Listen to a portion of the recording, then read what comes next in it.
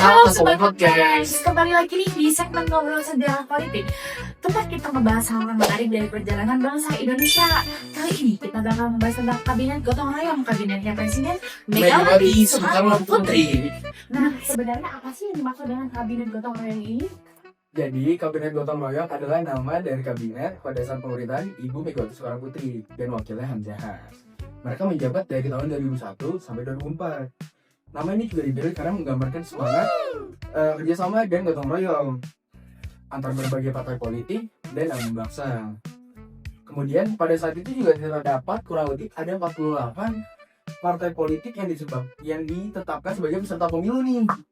Lalu apa sih makna dibalik kabinet gotong royong itu? Jadi pada saat itu sederhananya Megawati Soekarno Putri ingin pihak pemerintahan bisa kerjasama meskipun berbeda warna partai politik dan elemen bangsa supaya mereka bisa menyatukan nih. Namanya udah simbolis banget kan, Kabinet Gotong Royong. Lalu kabinetnya ini dibentuk kapan sih? Kabinet Gotong Royong itu resminya dibentuk pada tanggal 10 Agustus 2001. Namun telah diumumkan pada tanggal 9 Agustus 2001. Pada saat itu, siapa yang menjadi menteri-menteri di dalam kabinet gotong royong? Apakah ada nama-nama besar sekarang yang masih eksis di dunia pemerintahan dan dunia politik? Tentunya banyak dong. Yang pertama ada Hamzahas pada saat itu menjabat sebagai wakil presiden. Lalu ada SBY yang sekarang menjabat sebagai Menko Polhukam, ada Budiono di Kementerian Keuangan, kemudian Rini Sumarno di Perindustrian dan Perdagangan, dan Hasan Wirajuda jadi Menlu.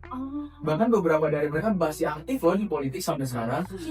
Oh, jadi pada saat itu Pak SBY juga salah satu menteri dan berperan penting dalam kabinet gotong royong gitu ya? Iya betul banget. Pada saat itu Pak SBY menjabat sebagai Menko Polhukam. Menko Polhukam ditugaskan untuk mengambil langkah-langkah khusus mengatasi krisis, menegakkan ketertiban, keamanan, dan hukum secepat-cepatnya pada saat itu untuk mengatasi situasi politik yang sedang darurat. Dan pada saat itu, apakah ada tantangan yang sulit yang dihadapi oleh kabinet gotong royong itu? Tentunya banyak banget dong.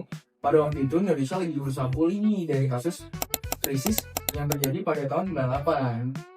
Kemudian ada konflik di Aceh dan Papua. Dan masa korupsi ini lagi parah-parahnya pada saat itu. Jadi fokus Megawati pada waktu itu adalah untuk pemulihan ekonomi dan stabilitas politik. Terus ada kebijakan yang lahir dari kabinet itu? Tentunya ada dong. Salah satunya yang paling penting sampai sekarang adalah pembentukan KPK pada tahun 2003. Selain itu, mereka juga mendorong otonomi daerah, perbaikan ekonomi makro, dan diplomasi internasional buat balikin citra Indonesia di kancah internasional. Terus soal hubungan Megawati sama menterinya, katanya sempat ada yang panas juga ya itu.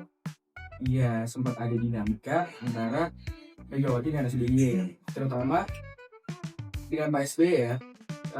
SBY akhirnya mundur dari kabinet gotong royong menjelang pemilu 2004. Tapi secara umum kabinet ini lebih stabil dibandingkan sebelumnya, walau nggak selalu mulus. Nah, kalau masyarakat waktu itu, gimana sih penilaian terhadap kabinet gotong royong? Pastinya ada pro dan kontra.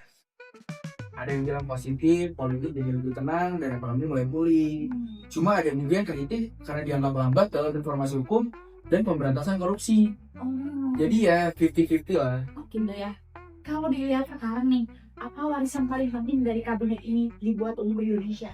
Kalau menurut aku sih paling terasa adalah stabilitas politik sampai dengan saat ini. Kemudian fondasi ekonomi yang lebih kuat dan juga berdirinya KPK karena kasus korupsi semakin merajalela di Indonesia. Jadi bisa dibilang kabinet gotong royong itu semacam jembatan ya dari masa reformasi ke era politik yang lebih stabil. Setuju banget. Era Megawati itu kayak penambahan bola sebelum masuk ke era pemerintahan modern seperti sekarang. Nah, kamu tahu juga nggak sih tragedi besar di era Megawati? Oh, aku tahu ada tragedi bom di Bali. Nah, betul banget.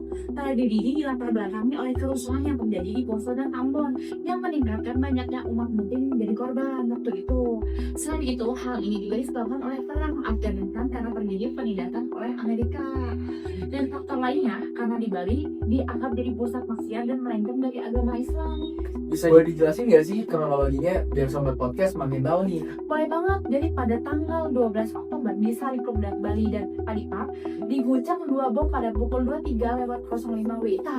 Ledakan ini mengakibatkan 200 orang tewas dan 200 orang luka-luka. Kebanyakan korbannya wisatawan asing.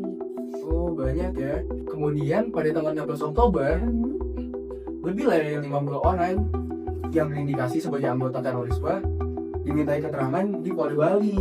Selain itu, Interpol juga turut terlibat loh, karena banyaknya wisatawan asing yang menjadi korban. Jadi gitu. Iya, Wah, seru banget ya ngobrol kabinet gotong royong. Banyak banget pelajaran yang bisa diambil dari masa itu. iya, betul banget. Dan semua fun fact nih, dari 98 juga baru terbentuk loh pada masa itu. Oh gitu. Wah, seru banget ya obrolan kita kali ini. Banyak banget hal-hal yang kita ambil dari era kabinet gotong royong pada masa itu.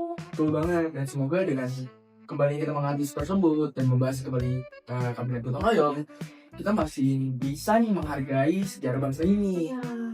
Oke deh, kalau gitu sampai di sini aja episode kita kali ini. Sampai jumpa di episode selanjutnya. Makasih Sobat Podcast.